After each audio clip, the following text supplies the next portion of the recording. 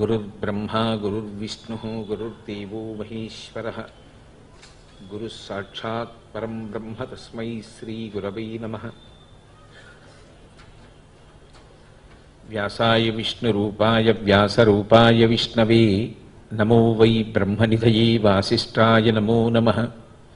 कूजन्तं राम रामीति मधुरं मधुराक्षरम् आरुह्य कविताशाखां वन्दे वाल्मीकिकोकिलम्। श्रुतिस्मृतिपुराणानाम् आलयं करुणालयं नमामि भगवत्पादशङ्करं लोकशङ्करम्। वागर्धाविव सम्पृक्तौ वागर्धप्रतिपत्तये जगतः पितरौ वन्दे पार्वतीपरमेश्वरौ। सूक्तिं समग्रयितुनः स्वयमेव लक्ष्मीः श्रीरङ्गराजमहिषी मधुरैः कटाक्षैः वैदग्ध्यवर्णगुणकुम्भनगौरवैर्यां कण्डूलकर्णकुहराः कवयोधयन्ति। हैमोर्ध्वपुण्ड्रमजहन्मकुटं सुनासं मन्दस्मितं मकरकुण्डलचारुगण्डं बिम्बाधरं बहुलदीर्घकृपाकटाक्षं श्रीवेङ्कटेशमुखमात्मनिसन्निधत्ताम्। विमलपटी कमलकुटी पुस्तकरुद्राक्षशस्तहस्तपुटी कामाक्षी पक्ष्मलाक्षी कलितविपञ्ची विभासि वैरिञ्ची। मनोजवं मरुततुल्यवेगं जितेन्द्रियं बुद्धिमतां वरिष्ठं वातात्मजं वनरयूथमुख्यं श्रीरामदूतं शिरसा नमामि। आपदामपहर्तारं दातारं सर्वसम्पदां लोकाभिरामं श्रीरामं भूयो भूयो नमाम्यहम्। हरि ओम। परमेश्वर स्वरूपैన సభకి నమస్కారం। ఈ లోకంలో ఎన్నో జీవరాశులు జన్మిస్తూ ఉంటాయి. 84 లక్షల జీవులు ఉన్నాయి అని చెప్పి శాస్త్రవాక్కు. శాస్త్రం అనగా ఏదో కాదు, శంసనాత్ శాసనాత్ ఇది శాస్త్ర. ఏది నిర్భయంగా శాసించి మాట్లాడుతుందో దానికే శాస్త్రమని పేరు. అదే వేదము. అటువంటి వేదం 84 లక్షల జీవరాశులు ఈ లోకంలో ఉన్నాయి అని నిర్ధారించింది. ఈ 84 లక్షల జీవరాశులలో సర్వోత్కృష్టమైనటువంటి ప్రాణి ఒక్క మనుష్యుడే. అందుకే జంతువునాం నరజన్మ దుర్లభం అన్నారు. జంతువులలో నరుడిగా పుట్టడం చాలా గొప్ప. అదేమిటండి జంతువులలో నరుడిగా పుట్టడం గొప్ప అంటే అప్పుడు నరుడు కూడా జంతువే కదా అయ్యాడు. జంతువు అంటే పశువు కదా. మరి మనిషిని పశువు అన్న మాట ఎందుకు వాడి అవమానించినట్లుగా ప్రవర్తించారు అంటే అది అవమానించడానికి కాదు. శంకర భగవత్పాదులంతటి వారు శివానందలహరి చేస్తూ పశుమాం సర్వజ్ఞ ప్రథిత కృపయా పలయ విభో అంటారు. శివ నేను పశువుని, నువ్వు పశుపతివి, చాలదా మన ఇద్దరి మధ్య ఈ అనుబంధం? ఇది అడ్డుపెట్టి నువ్వు నన్ను ఉద్ధరించు అంటారు. పశువు అన్న మాటకు అర్థం ఏమిటంటే పాశము చేత కట్టబడుతుంది. లోకంలో పశువులన్నీ కూడా పాశముల చేత మన చేత కట్టబడతాయి. మనకి కూడా పాశములు ఉంటాయి. అవి పైకి కనపడేటటువంటి పాశములు కౌ, కర్మపాశములు. అసలు సనాతన ధర్మంలో ప్రాణప్రదమైనటువంటి సిద్ధాంతం పునర్జన్మ సిద్ధాంతం. గత జన్మలలో చేసినటువంటి పాపపుణ్యములు ఏ ఉంటాయో ఆ పాపపుణ్యముల యొక్క ఫలితాన్ని దుఃఖంగా సుఖంగా అనుభవించడానికి పరమేశ్వరుడు ఈ శరీరాన్ని ఇచ్చి పంపిస్తాడు. ఈ శరీరం లేదనుకోండి సుఖం ఎలా అనుభవిస్తాడు? ఈ శరీరము లేకపోతే దుఃఖం ఎలా అనుభవిస్తాడు? ఈ శరీరంతో సుఖం అనుభవిస్తే గత జన్మలలో చేసుకున్నటువంటి పుణ్యము క్షయమైపోతుంది. దీనితో దుఃఖం అనుభవిస్తే గత జన్మలలో చేసినటువంటి పాపము క్షయమైపోతుంది. పాపము పుణ్యము రెండూ కూడా ఇక అనుభవించడానికి లేని స్థితి కలిగితే ఇక పునర్జన్మ పొందవలసినటువంటి అవసరం ఉండదు. కాబట్టి అన్నిటిలోకి మనుష్య జన్మ చాలా ఉత్కృష్టమైనది అనడానికి కారణం కర్మపాశములు మనుష్యునికి ఉన్నప్పటికీ కూడా శాస్త్రాన్ని ఆధారం చేసుకొని శ్రద్ధతో ప్రవర్తించి తాను తన యొక్క కర్మ రాశినంతటినీ కూడా దగ్ధం చేసుకోగలిగినటువంటి స్థితికి వెళ్ళగలిగినటువంటి శక్తి కలిగినటువంటి ప్రాణి మనుష్యుడొక్కడే. అందుకే శ్రద్ధ అన్న మాట వాడతారు. శ్రద్ధ అన్న మాటకు అర్థం శాస్త్రస్య గురువాక్యస్య సత్యబుద్ధ్యావధారణ సా శ్రద్ధ కవితా సిద్ధి ఇయా వస్తూపలభ్యతే అంటారు శంకర భగవత్పాదులు.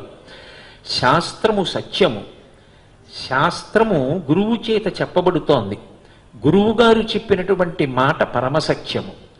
శాస్త్రము గురువుగారి చేత చెప్పబడిన మాట ఈ రెండు పరమసత్యములనేటటువంటి పూనిక త్రికరణ శుద్ధిగా లోపల కలిగి ఉండి తదనుగుణంగా కర్మాచరణము చేసేటటువంటి వ్యక్తి ఎవరుంటాడో అతనిని శ్రద్ధావంతుడు అని పిలుస్తారు. అటువంటి శ్రద్ధ కలిగినటువంటి వాడు ఉత్తమమైనటువంటి కర్మలను ఆచరించి ఆ ఆచరించినటువంటి కారణం చేత తాను చిత్తశుద్ధిని పొంది జ్ఞానాన్ని పొందేటటువంటి సమయంలో చేసుకున్నటువంటి పాపపుణ్యముల రాశి ఎంత పెద్ద కుప్పగా పడి ఉన్నప్పటికీ కూడా అదంతా కూడా దగ్ధమైపోయి ఇక మళ్ళీ పుట్టవలసినటువంటి అవసరం లేని స్థితికి చేరుకుంటాడు. అందుకే ఒక్క మనుష్యుడు వినా మిగిలినటువంటి ఏ ప్రాణి కొరకు శాస్త్రం ఇవ్వబడలేదు. మిగిలిన ఏ ప్రాణికి గురువుతో సంబంధం లేదు. ఒక కుక్క ఉందనుకోండి, దానికి గురువుని స్వీకరించడం, శాస్త్రాధ్యయనం చేయడం, శాస్త్రం చెప్పినట్టుగా కర్మాచరణం చేయడం అనేటటువంటి మాట అన్వయం కాదు. ఒక్క మనుష్యుడు మాత్రం జీవితాన్ని తరింప చేసుకోవడానికి చేరవలసినటువంటి తీరాన్ని చేరడం కోసం శాస్త్రాన్ని ఆధారం చేసుకుని ప్రవర్తిస్తాడు. ఆచారము అనేటటువంటి మాటకి అర్థము మనిషి ఎలా ప్రవర్తించాలో, ఎటువంటి నడవడిని పొంది ఉండాలో, తాను ఎలా కర్మాచరణం చెయ్యాలో, తాను ఎలా బ్రతకాలో చెప్పేటటువంటి నియమముల యొక్క సమాహార స్వరూపమునకే ఆచారకాండ అని పేరు. ఆచారమే నిజమునకు ధర్మం. అందుకే ఆచార ప్రభవో ధర్మ, ఆచారము నుండే ధర్మము ఆవిర్భవించింది. ఇందులో మీరు ఒక విషయాన్ని జాగ్రత్తగా గమనిస్తే ఆచారం అనేటటువంటిది కేవలం బయట కర్మగా మిగిలిపోవడం కోసం వచ్చిందా, ఆచారము మనసుని శుద్ధి చేయడం కోసం వచ్చిందా అన్న ప్రశ్న వేసుకున్నప్పుడు ఆచారము దేని కొరకు వస్తుంది అంటే మనసుని శుద్ధి చేయడం కోసం వస్తుంది, మనసుని సంస్కరించడం కోసం వస్తుంది, మనిషి మనిషిగా బ్రతికేటట్టు చెయ్యడం కోసం వస్తుంది, మనిషి యొక్క మనస్సు పవిత్రం అవడం కోసం వస్తుంది. మనిషి మనసు పవిత్రమైందనుకోండి, ఆర్ద్రతని పొందిందనుకోండి, సంస్కారవంతమైందనుకోండి, అది మంచి ఆలోచనలు చేస్తుంది. మంచి ఆలోచనలు మనసులో కలిగినప్పుడు మంచి పనులు చేస్తాడు. మంచి పనులు చేసినప్పుడు ఈశ్వరుని యొక్క కృపకు పాత్రుడవుతాడు. ఆ మంచి పనులకే పుణ్యకర్మ అని పేరు. ఇందులో మీరు ఒక్కటి ఆలోచించండి. కేవలము ఆచారం అనేటటువంటిది బాహ్యంలో ఇలా ఉండు అన్నది ఒక యాంత్రికంగా, అది ఒక తంతుగా మాత్రమే చెయ్యడం వరకు మిగిలిపోయి దాని ప్రభావం మనస్సు మీద ఎంత మాత్రము లేదనుకోండి, అప్పుడు ఆ ఆచారము వలన ఉపయోగం లేకుండా అయిపోతుంది. కానీ నిజానికి బాహ్యంలో ఉండేటటువంటి ఆచారము ఏదైనా కూడా మనసుని ప్రభావితం చెయ్యడం కోసమే వస్తుంది తప్ప అసలు మనసుని ప్రభావితం చెయ్యకుండా ఉండడం కోసం, కేవలం ఒక తంతుగా మిగిలిపోవడం కోసం ఏ ఆచారము రాదు. మీరు జాగ్రత్తగా గమనిస్తే ఆచారహీన న పునాతి వేదాహ అంటారు. వేదమంతా చదువుకున్నప్పటికీ దాన్ని ఆచరణలోకి తీసుకుని రాకపోతే దాని వలన వ్యక్తి సంస్కరింపబడడు. వేదమంతా చదువుకున్నప్పటికీ కూడా ఆయన వేదము చేత రక్షింపబడడు అని చెప్తోంది. అంటే తెలుసుకోవడం ఎంత ప్రధానమో దాన్ని పాటించడం అంత ప్రధానం. అందుకే దానికి ఆచారము అనేటటువంటి మాట వచ్చింది. ఈ ఆచారమునందు ఒక విశేషం ఉంటుంది. మొట్టమొదట మనసుని సంస్కరించడం కోసం ఆచారాన్ని ప్రారంభిస్తాడు. ఏదో నిద్ర లేవగానే శ్రీహరి శ్రీహరి శ్రీహరి అని 3 మాటలు అనండి అన్నాను అనుకోండి, అలా ఆచరించడం ఒక పద్ధతి. మొట్టమొదట్లో తెలిసో తెలియకో శ్రీహరి శ్రీహరి శ్రీహరి అంటూ నిద్ర లేచాడు. కానీ శ్రీహరి శ్రీహరి శ్రీహరి అంటూ నిద్ర లేవడం వెనక ఉన్నటువంటి ప్రయోజనం ఏమిటి అన్నది ఎప్పుడో ఒక ప్రశ్న అంకురించింది. దీన్ని ఎవరో పెద్దలను అడిగాడు. నిద్ర లేచినప్పుడు శ్రీహరి శ్రీహరి శ్రీహరి అంటూ నిద్ర లే అనడానికి ఇది కారణం అని తెలుసుకున్నాడు. ఇప్పుడు ఆ తెలుసుకున్న కారణం ఏం చేసిందంటే మనసుని ప్రభావితం చేసింది. ఆ మనసు ప్రభావితమైనప్పుడు మనస్సు శుద్ధమవుతుంది, మనసు పవిత్రమవుతుంది. మనసు పవిత్రమైందనుకోండి, చేసేటటువంటి కర్మలు పవిత్రములవుతాయి. ఆ చేసేటటువంటి పని, ఆచరిస్తున్నటువంటి పని మనసు మీద ఏ ప్రభావం చూపించకుండా కేవలం భగవన్నామం పలకడం కూడా మంచిదే, అది ఎప్పటికైనా దాని ప్రభావం అది చూపిస్తుంది. కానీ సుదీర్ఘకాలం పాటు అదొక తంతుగా మిగిలిపోవడం మాత్రం ఆమోదయోగ్యమైనటువంటి విషయం కాదు. ఆచారంతో మొట్టమొదట మొదలుపెట్టినటువంటి వ్యక్తి పండిపోయేటటువంటి స్థితికి వచ్చిన తరువాత ఇక ఆచారంతో సంబంధం లేని స్థితికి ఎదిగిపోతాడు. అది సనాతన ధర్మంలో ఉండేటటువంటి అత్యద్భుతమైన విశేషం. ఏదో ప్రారంభంలో నిద్ర లేవడం దగ్గర నుంచి ప్రాతస్మరామి శ్లోకాలు చదువుకోవడం, యోగాసనాలు వెయ్యడం, స్నానం చెయ్యడం, పంచ కట్టుకోవడం, ఉండవలసినటువంటి రీతిలో తిలకధారణ చెయ్యడం, ఆ తర్వాత పూజ చెయ్యడం, అగ్నిహోత్రం చెయ్యడం, ఇదంతా కూడా మనిషి ఎలా బ్రతకాలని చెప్పబడిందో అలా ఆచరిస్తూ వెళ్ళాడు. ఈ ఆచరణ చెయ్యగా చెయ్యగా చెయ్యగా ఆచారము వలన మనసు పవిత్రము కాగా ఒకనాడు ఇక తాను ఆచరించవలసినటువంటి అవసరాన్ని పోగొట్టుకుంటాడు. ఎందుచేత?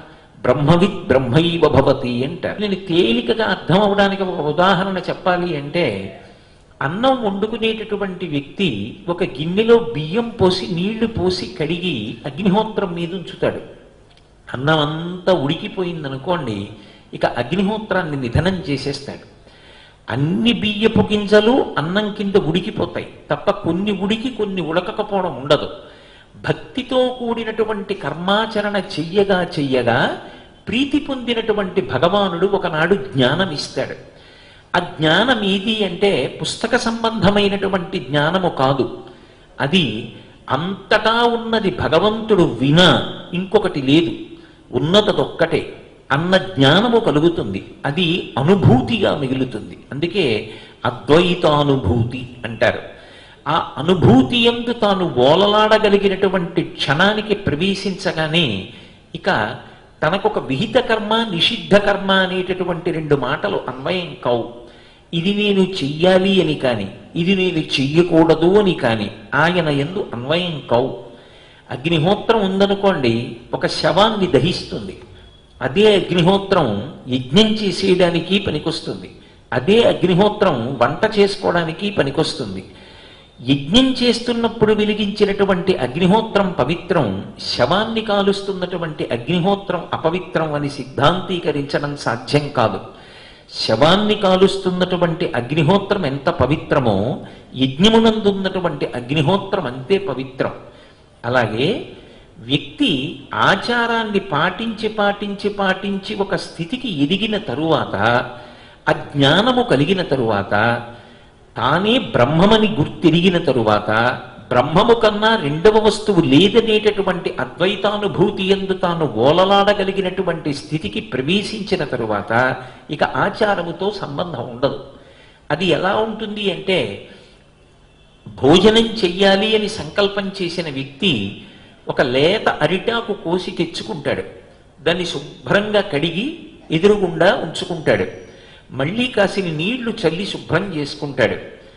దానిలోకి పదార్థములనన్నిటినీ వడ్డించుకుంటాడు.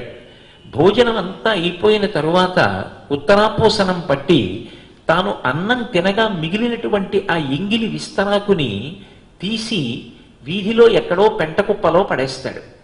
అరిటాకు యొక్క చిట్ట చివరి ప్రయోజనం ఏమిటి? పెంటకుప్పలోకి వెళ్ళిపోవడం.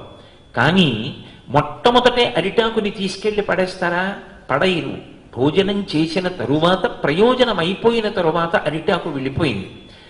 ఒక పాత్రని చింతపండుతో శుభ్రం చేశారనుకోండి, దానికి కొత్తగా మెరుగు తేలేదు, కానీ ఆ పాత్ర మెరవడానికి అడ్డొచ్చినటువంటి ప్రతిబంధక స్వరూపమైనటువంటి మలినం చింతపండు యొక్క స్పర్శ చేత తొలగిపోయిన తరువాత ఇప్పుడు చింతపండు మలినం అయిపోయింది. ఇక ఆ చింతపండుతో చారు కాచుకోరు, దాన్ని తీసుకెళ్లి పక్కన పడేస్తారు. పాత్ర మెరుస్తోంది, పాత్రకి మెరుపు కొత్తగా తెచ్చాడా, పాత్ర మెరుపుకి అడ్డొచ్చినటువంటి ప్రతిబంధక స్వరూపమైనటువంటి మకిలిని పోగొట్టాడా? అంటే కొత్తగా మెరుపు తేలేదు, మెరుపుకు అడ్డొచ్చినటువంటి మలినాన్ని తొలగించాడు. తాను ఆత్మ, కానీ తాను జీవుడననేటటువంటి భావనని కల్పించినటువంటి అజ్ఞానం ఏదున్నదో ఆ మాయా అనేటటువంటి పొర తొలగిపోయే వరకు భక్తితో కూడినటువంటి కర్మలను ఆచరిస్తాడు. ఆచరించగా ఆచరించగా ఆచరించగా ఒకనాడు తానెవరో తనకి స్పష్టమైంది. ఆ సత్యము ఎరుకలోకొచ్చి తాను అద్వైతానుభూతిలోకి ప్రవేశించిన తరువాత ఇక తాను ఆచరించవలసిన అవసరం ఉండదు.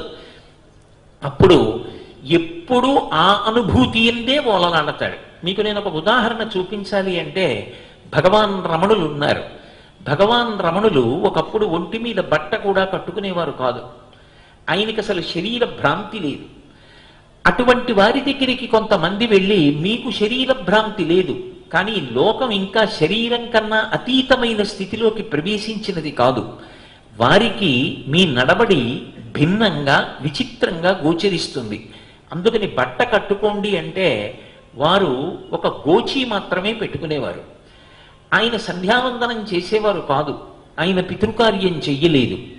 ఇప్పుడు ఒక జ్ఞాని చిట్ట చివరి స్థితికి చేరుకుని అంతటా నిండిపోయినటువంటి భగవంతుణ్ణి అనుభవంలోకి తెచ్చుకుని అద్వైతానుభూతి యందు బోలలాడగలిగినటువంటి చరమస్థితికి చేరిపోయినటువంటి జ్ఞాని యొక్క చర్యని చూసి, రమణులు సంధ్యావందనం చెయ్యలేదు, రమణులు బట్ట కట్టుకోలేదు, రమణులు గోచి పెట్టుకున్నారు, రమణులు పితృకార్యం చేయలేదు, కాబట్టి నేను కూడా సంధ్యావందనం చేయను, నేను కూడా పితృకార్యం చెయ్యను, నేను కూడా బట్ట కట్టుకోండి అంటే జ్ఞాని అయిపోతాడా? దాని వలన జ్ఞాని కాడు. రమణ మహర్షిలా గోచి పెట్టుకుంటే జ్ఞాని కాడు, రమణ మహర్షిలా పితృకార్యం మానేస్తే జ్ఞాని కాడు, రమణ మహర్షిలా సంధ్యావందనం మానేస్తే జ్ఞాని కాలేదు. రమణ మహర్షిలా అగ్ని జ్వాల ఎలా ఉంటుందో జ్ఞానానల ప్రభావేన తస్మై శ్రీ గురవై నమః అంటాడు గురుగీతలో పరమశివుడు. అలా తాను బ్రహ్మము కన్న భిన్నము కాదనేటటువంటి స్థితికి చేరిపోయి అద్వైతానుభూతి యందు ఓలలాడగలిగిన స్థితికి వెళ్ళిపోతే, ఆ స్థితికి వెళ్ళిపోయినటువంటి వ్యక్తికి ఇంకా విహితము నిషిద్ధము, ఇది నేను చెయ్యవలసినది, ఇది నేను చెయ్యకూడనిది అనేటటువంటి స్థితి ఉండదు. కానీ ఒక జ్ఞాని చేసిన దానిని ప్రారంభంలో మనం అనుకరించడానికి వీలు లేదు, అది మనకి సాధ్యం కాదు. అలాగే అజ్ఞాని ఉంటాడు. ఎవరు చెప్పిన మాట అండి, ఎక్కడో శరీరం విడిచిపెట్టేసిన తండ్రికి తద్దినం పెడితే అందుతుందా? పెట్టక్కర్లేదంటాడు. అజ్ఞానిని అనుకరించరాదు, జ్ఞానిని అనుకరించలేరు. కాబట్టి ఇప్పుడు జ్ఞానిని అనుకరించలేరు, అజ్ఞానిని అనుకరించరాదు. మరి దేన్ని మనము పాటించవలసి ఉంటుంది అంటే ఆచారకాండని పాటించవలసి ఉంటుంది. మనం ఎలా బ్రతకాలో, ప్రతి క్షణం ఎలా కదలాలో, ఏ నియమములను పాటించాలని శాస్త్రం చెప్పిందో దాన్ని పాటించి కర్మలను అలా చేసినట్లయితే దాని వలన ఒకనాడు ఈ బంధనములన్నీ కూడా విడిపోయేటటువంటి అవకాశము కలుగుతుంది. అందుకే ఆచారకాండని చెప్పడానికి అధికారం ఎవరిది అంటే వేదమునకే అధికారం ఉంటుంది.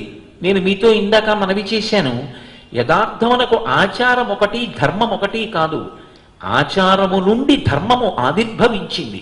అందుకే అది చెప్పడానికి అధికారం ఉన్నది ఎవరు అంటే ఒక్క వేదమునకు అధికారం ఉంటుంది.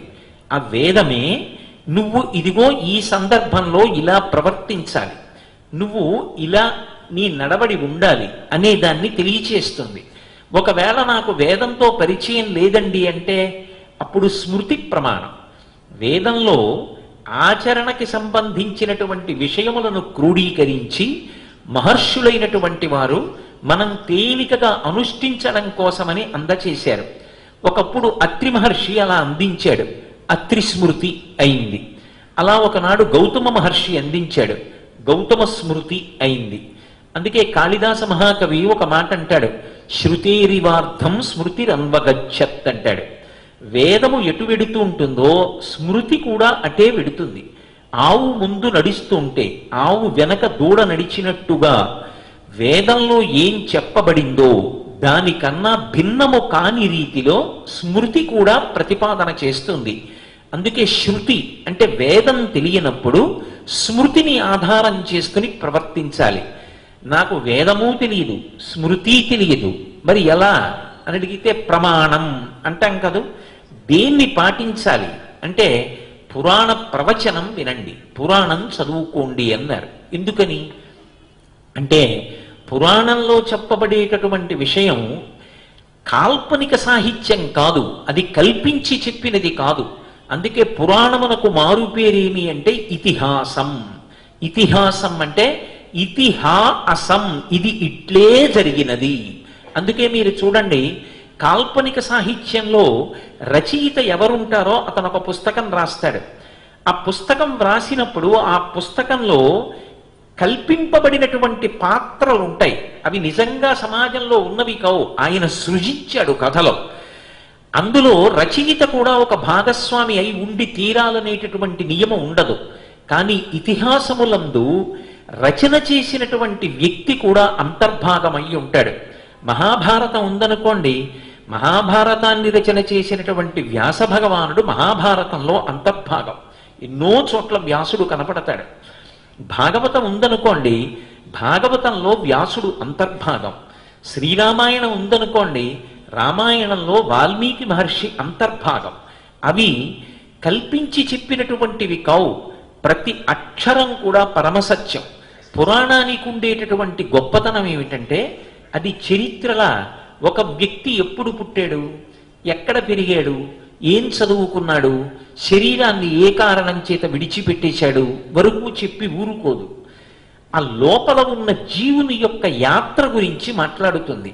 అతను ఏ ధర్మాన్ని అనుష్ఠించాడు, ఏ అధర్మం జోలికి వెళ్ళాడు, దాని వలన జీవుడు శరీరాన్ని విడిచిపెట్టిన తరువాత మళ్ళీ ఇంకొక శరీరంలోకి ఎలా వెళ్ళాడు, అక్కడ ఎలా యాతన అనుభవించాడు, తిరిగి మళ్ళీ మనుష్య జన్మలోకి ఎలా వచ్చాడు, తనకున్నటువంటి ప్రతిబంధకములను ఎలా తొలగించుకున్నాడు, చిట్ట చివర ఇక పుట్టవలసినటువంటి అవసరం లేకుండా జనన మరణ చక్రము నుండి విడుదల పొంది పరమాత్మ యందు ఎలా ప్రవేశించాడు, చిట్ట చివర జ్ఞానము చేత మోక్షాన్ని పొంది చిరంజీవన్నే వక్షపిత పశుపాశవ్యతికర పరానందాభిక్యం రసయతి రసం తద్భజనవాన్ అని శంకర భగవత్పాదులు సౌందర్య లహరిలో చెప్పినట్టుగా ఎలా జ్ఞానము చేత మోక్షమును పొందాడు అన్నది పురాణం చెప్తుంది.